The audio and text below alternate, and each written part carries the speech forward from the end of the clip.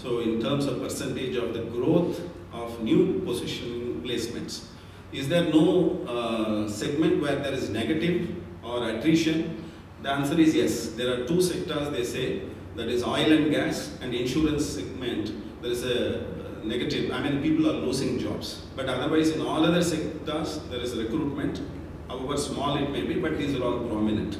So therefore these are all in that sense happening sectors which can be taken note of.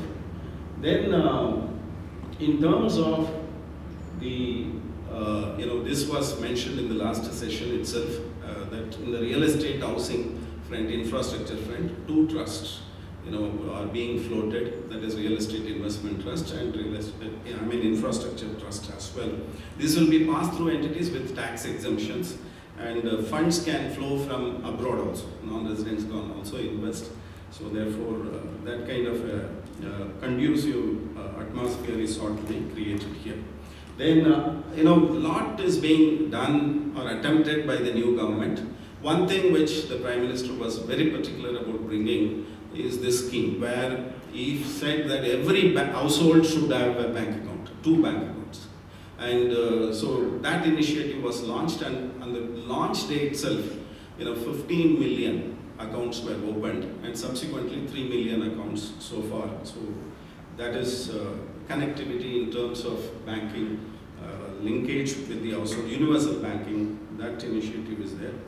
Now, ladies and gentlemen, as Vice President was mentioning, there is a lot of optimism, positivity, confidence levels have gone up after the new government has come and all that.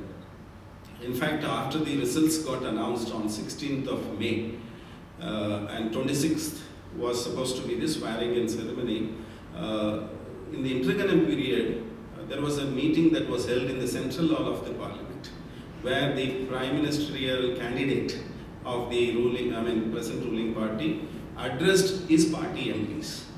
That's when he, as he stepped in for the first time into Parliament, he kissed the floor of the Parliament and said, "This is the temple of democracy." And he also states, I entered the Gujarat Assembly as Chief Minister, and I am also entering Parliament as the Prime Minister. That kind of coincidence he was pointing out. And in that speech, he mentions many things, but 2 things I thought it is worth listening. One is about the positivity, the optimism, how optimism can do wonders. And the second thing is what he thinks of all the Indians abroad. In fact, he says, even when I go abroad in Middle East, especially to address various chapters of ICAI, I find many Indians doing very well, and some of them used to, when they converse with me privately, they used to feel guilty. So I used to ask them, why you are feeling guilty? They used to say, in spite of whatever we achieve, we are not within India. So I used to always tell them, most of them my S12 students, so I take the liberty of telling them it is not necessary that you should be in India, but it is necessary that India should be within you. And whatever you do, the credit will come to the nation. So from that perspective, maybe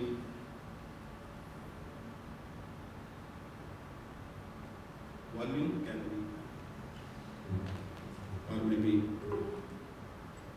सकारात्मक मार्ग के लिए आशावादी होना एक बहुत बड़ी आवश्यकता है।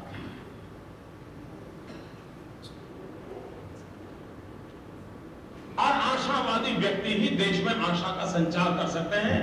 निराशावादी व्यक्ति कभी देश में आशा का संचार नहीं कर सकता। भाइयों बहनों, मैं देशवासियों को विश्वास दिलाना चाहता हूं,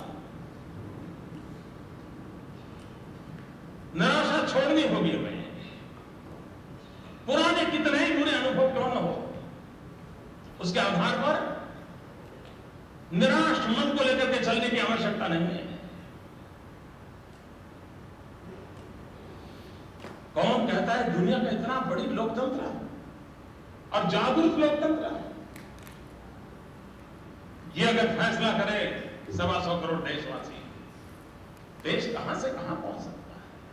125 करोड़ देशवासी एक कदम चले, देश 125 करोड़ कदम आगे बढ़ जाएगा।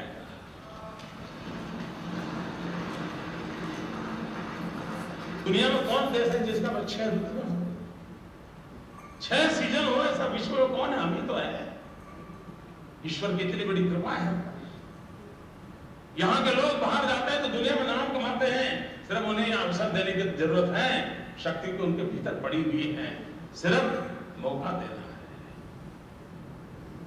And these are all some of the things which is repeatedly emphasizing, like we should move from scam India to skill India, from red tapeism to red carpet for the investors.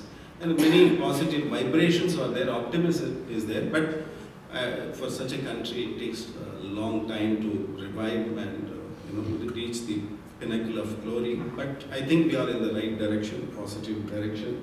And this is the prediction of the economists. In 2010, India was in the 9th position. In 2012, it slipped to 10th position, as I said, and Australia 12th, in between Canada. Now, in 2010, if you see, Australia was 11th, and India was 9th and Canada 10th. So the prediction is, and of course Russia is galloped in between, and so 2020 it should be in top 5, and then the future is going to be bright. Rajiv Shah is here from Abu Dhabi. They invited a speaker who is a blind student who qualified as a chartered accountant. So I asked him, and in fact he shared that what made him succeed. He said 4 parameters: aspiration, perspiration, inspiration, desperation. I think India is exactly in the same position. Indian people have the aspiration, they have the ability to perspire, and they are desperate. All that they needed was an inspiration. I think we have the leadership that can inspire India to emerge out stronger. Thank you very much for your patience.